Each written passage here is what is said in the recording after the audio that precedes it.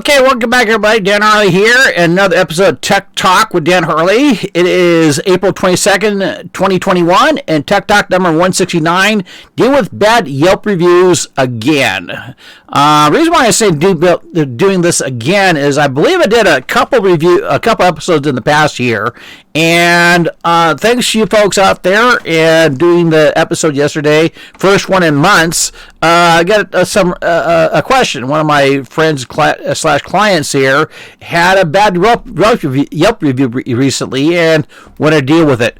So I wanted to give you some updated information because Yelp reviews, Google reviews is seeming much more important now than before COVID-19 because more people are online checking for reviews and stuff like that to try to find qualified businesses, whatever to buy stuff from or eat stuff from, stuff like that. So anyway, like I said, last episode was episode 168, and basically was what catching up. I've been gone for a few months off of podcasting, as we talked about future topics for future episodes, as well as new products and services. So from that, I got at the end there, say, hey, you got a question? Send me an email. I got one. So anyway, in case you're new to my YouTube channel or the podcast show, I'm Dan Harley. I got over 20 years of internet marketing, internet solution consulting experience. I help countless businesses succeed online. This show, Tech Talk, is to help business owners out there, small business owners, home-based businesses, big businesses too. Answers the questions, solve some problems, provide some sound advice and direction. You can find the links to the YouTube channel, podcast show, the iTunes show, Android, everything, and all the other pages and stuff on this particular episode, as well as Tech Talk, at primeconcepts.net. That's one of the websites. primeconcepts.net. You also find lots of free stuff on there, such as free tutorials on internet marketing, how to build an SEO-friendly website, and more stuff. So visit primeconcepts.net. So anyway, thanks for hanging out for me a few minutes, and let's jump back into the subject. So we're going to talk about dealing with bad Yelp reviews again, because I think I did a couple reviews. I didn't do a quick. I should have done a search in my previous episode, maybe referred back to that. But you know what? There's some new stuff I know I didn't cover last time. So anyway, the story is a friend of mine has a family-owned business and predominantly gets good reviews. It's a good place to eat. Okay, a nice little short order place. You get good hamburgers and stuff like that. All of a sudden, this quote-unquote elite member on Yelp leaves a really nasty review, a one-star review. My friend's pretty sure that guy has never been to the restaurant, because what he's saying there in the review does not coincide with what's going on in the restaurant. So he wants to know, how do we stop that? Okay, how do we deal with that? Okay, another little story here is I mentioned that in the previous episode when I talked about Yelp here. Years ago, I had tried to initiate a partnership with Yelp. And the reason being, a lot of my clients deal with Yelp and Google, stuff like that, in regards to doing review auditing, review management, so on and so forth. So I went through a little training to learn more about Yelp and be more proficient at it, be able to help my clients and help be the go-between Yelp and my clients. At the end of it, asked my account manager, what's my commission? What do I get out of this? What can I charge? Any residuals? And I was surprised there was none. Okay. In fact, I said, why am I doing this for? Well, literally, his answer was, you are awarded the honor of referring clients to Yelp. And I'm going, that ain't going to work. So, in fact, my account manager insisted that I give a list of my clients to him right away. And that just stopped it. So, long story short, Yelp is not a good company. It's a pretty bad company to start off with. And also, overall, too, when you look at, there's literally dozens of these review companies, these online business review companies, online business listing companies, may even have reviews. Yelp gets the vast majority of the negative reviews to a business. I don't know exact statistics, but usually it's a substantial amount more than, let's say, a Google business or stuff like that. So Yelp is obviously not the only place where businesses are reviews, but there's literally hundreds of places, but Yelp tends to get the worst ones. So anyway, the question is, how do we get rid of a bad review? The short answer, it's extremely difficult to do, okay? But there are some ways of being able to counteract what's going on. Hopefully, the review falls into certain categories. And let me kind of give it a different perspective here. Most people think you get rid of a review because it's bad and it's hurting your business. And you write a letter or whatever to Yelp or Google, whatever, say, this is bad, please get rid of it, or it's misleading, or we want our say-so in this. Unfortunately, you're going to get little or no response from that, okay?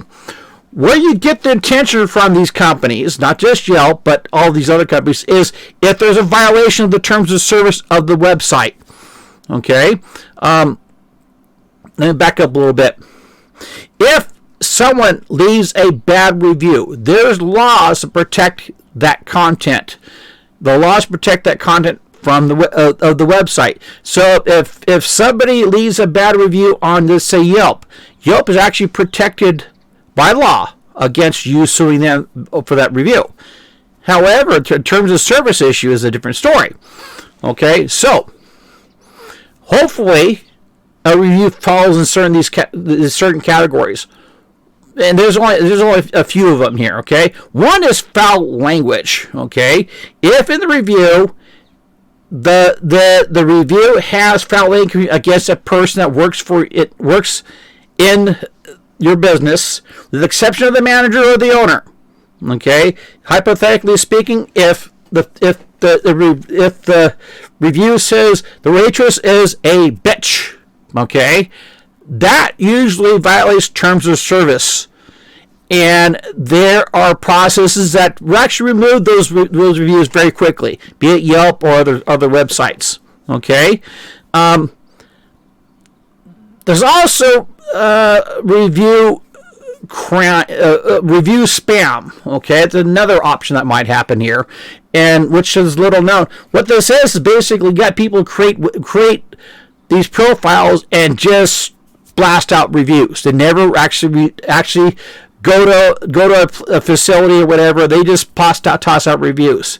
Okay, and usually it leads out to something else here, but we'll get to that. But quite often, this happens a lot with a lot of my clients that are concerned about that. They have somebody that's basically a review spammer. That's what it's called. Okay, where these are these fake accounts or made-up accounts that just blast out those reviews, good or bad, or whatever. That's also usually a violation of terms of service within these websites, and there's a process to get rid of those types of reviews fairly quick. Okay.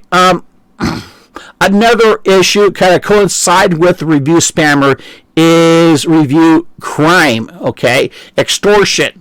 If somebody calls you or contacts a company and says, we want money for a good review, or we want money to not post a bad review, or they post a bad review, they want money to get rid of the review, that is actually against the law.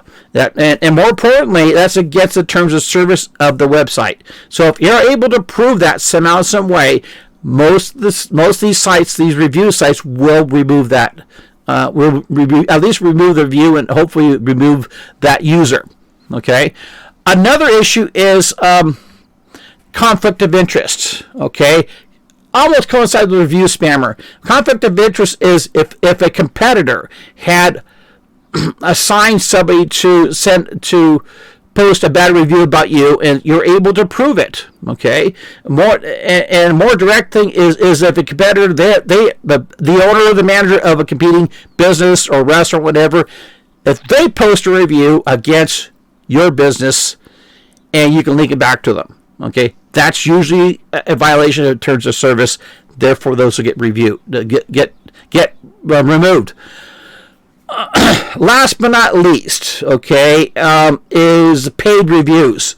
where it's unfortunately still prevalent, used to be more prevalent in the past, where there are companies that are paid to leave reviews. I had a issue where I actually had completed. There's a lawsuit that I was involved with one of my clients suing a competitor, where there were literally hundreds of paid reviews in the competitor's site. We kind of caught them, and it got to be pretty messy. We ultimately won, okay? But that is illegal, and it's actually a violation, usually a violation of terms of service, and therefore usually those reviews are removed. And subsequently they were in the situation with this lawsuit I was talking about. So anyway, so it's pretty vague at how to get rid of bad reviews, okay? But there's ways around it. Quite frankly, these methods are a lot of time and effort, okay?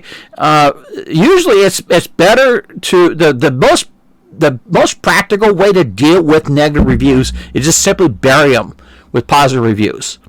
Okay, you're going to spend a lot more time dealing with one negative review than you would try to get 5 or 10 or 20 positive reviews. So just simply bury it.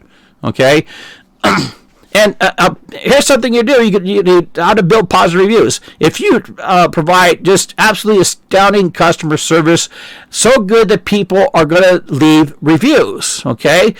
I know some companies some businesses that literally do that. Some restaurants that just go all the way to make sure everybody's happy, and then to the point that like I say, the customers they go all the way to leave the reviews. Okay, that doesn't happen too often. Quite often is you really got down and ask for those reviews. Okay, do a follow-up email when they come in, or get even an email to register and do a follow-up. There's also review systems where you can get text message or email a customer after they leave.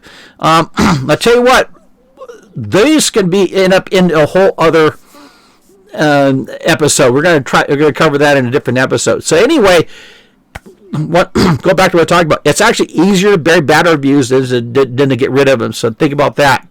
Also, in another episode, we got quite a few tools and services available through the Prime Concepts client portal to deal with this for you. So, and we'll talk about it in a different episode. So, what you should do, okay? If you cannot outright determine that a bad review doesn't violate the terms of service of the website it's coming from, if it does violate it, then the only time you should not respond to a review like that, if it does violate terms of service, it's a spammer. It is somebody who had as I mentioned before, is a spammer, a paid review, foul language, conflict of interest. Don't respond to those reviews. Report them to the terms according to the violation of terms of service. Do not report them if they just lose your business or they have a sincere issue. Okay, there has to be a violation of terms of service. All right. If it does, that hopefully that does not guarantee that those views are going to get erased, but that's probably the faster way if it does get erased. Other than that, just work on getting more positive reviews. That's much, much easier. All right. So anyway, the upcoming episodes we're going to talk about, as I mentioned in previous episode here, we're going to talk about the Constant Contact Internet Marketing Portal. We'll also probably talk about our Prime Concepts Client Portal, which includes review management tools and many other tools too, as well as the new cybersecurity services which we open up first of the year. So anyway, any questions? And thank you for your question. Thank you for your comment for your response out there. And once again, any questions out there you have about what we talked about today in this episode, or anything else technically or internet marketing wise, or whatever, send an email, contact us, call us, let us know. We could turn it into another episode, okay? Contact is, you can contact directly on my email, danharley@primeconcepts.net, subject from Tech Talk. So I know it's from you, from this episode here. So I get loads of emails. That's how I can identify that this came from the show. Or call me at 760-247-4814 and work through the switchboard there, and it'll leave a message. Do me a big favor. Share this episode and Prime Concepts, the Tech Talk, with friends and colleagues out there. Hopefully this could benefit other business owners out there. And, well, that's it. So thanks for watching and listening. Good luck and Godspeed to y'all and success. We'll see you next time.